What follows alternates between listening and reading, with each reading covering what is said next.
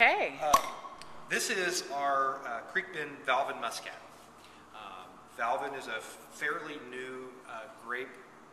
Came out of the Cornell University program a few years ago. For a long time, it really didn't even have a name. It was just a number. So it got named about 4 years ago or so. It is a hybrid Muscat grape. We like to call this the dinner version of Muscat because we ferment this to dry, which throws people off a lot because they think Muscat, they think sweet.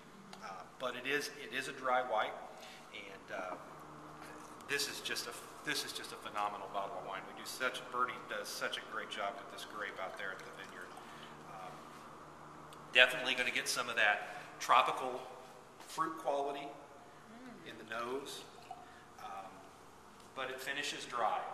This is a dry that a lot of people who are dry wine fans can drink because it is so fruit forward. All of that fruit just comes at you, right out of the nose. Definitely get some of those peachy kind of qualities. You missed my face when I first smelled it, but I was really just shocked. Yeah. It just is very unique. You can tell it's going to be dry, but there's so much fruit. Yeah. That you would think it would be sweet. So what kind of fruit do you smell, Tia? I definitely smell peaches. I had a tiny bit of pineapple. And those tropical kinds of fruits are pretty classic of Muscat. Yeah. A little bit of kiwi even. The great thing about Valvin for us is it doesn't need a particularly long, warm growing season to properly ripen. It'll ripen just about anyway. And it's just a really great fruit. I think that's interesting. This is an 09. This is a brand new vintage. Wow. Have you tasted it yet, Tia? I did. Mm-hmm. And what is it like? Excellent. It's just like Kevin explained, it's not sweet, but there's so much fruit there. I mean, it's dry, but it's not. It doesn't dry your mouth out at all. No. But it's not sweet. No. And it finishes extremely clean. Very clean. Yeah. One of the pleasures of this tasting, watching them, is this beautiful room we're in that they call P3, and there's no way that we can do justice to these huge tanks that are in here, but this is a different part of their production facility, and it's quite exciting. And then, of course, there are always oak barrels involved somewhere, and that's a fun part of being over here in this area as they enjoy this Muscat. I think this is interesting. Kevin told us he's a foodie, and this is one of those wines that I could go sit out on your beautiful lawn and just drink by itself. But I'd love to try it with some food too. I think it would just totally change the wine. Had it with a shrimp casserole, and it was absolutely amazing. Absolutely amazing. Sounds like a winner. Okay. This has now been called Indiana's signature wine, and this is our Creek Bend Traminette. Traminette is one of the modern varietal grapes that is parent grape is Gewürztraminer, and so it has a lot of those same German style white characteristics to it.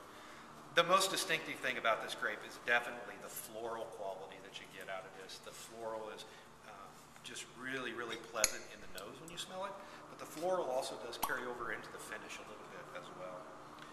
Grape, again, another grape that grows extremely well here in Indiana. Again, very heat resistant, very drought resistant, and year in and year out, it doesn't matter the growing season for this grape, we get great fruit. Bill says in a wonderful growing season, it makes a fantastic wine. In a good growing season, it makes a great wine. It just provides year in and year out just really, really great fruit for us. And a lot of people in Indiana growing Traminette right now. Very much. Rumor has it, Kevin, that it's the official state grape. Has that happened yet, or is that still pending? If it hasn't happened yet, it will soon. Yeah, this is going to be, we'll have a state bird, a state song, and a state wine. Do you happen to know the official grape of Missouri? I do not. Norton, is it Norton? Really? Now, see, now there you go. That was a trick question. It was a trick question. But back to Traminette, because that's obviously what we're here for right now. I don't know if it's because when you said grapefruit, I thought you said grapefruit, and I can't get that out of my head, but I'm getting a lot of grapefruit. I don't know if that's just what was in my head, but... I can definitely tell it's in the Gewürztraminer kind of strain because I get some of those, a little bit of that pear that little bit of that pear apple kind of thing going on. What do you get, Tia? Now, to me, I think that's interesting because to me this smells drier. I think this would be drier than the one we just had, but I have a feeling it's not.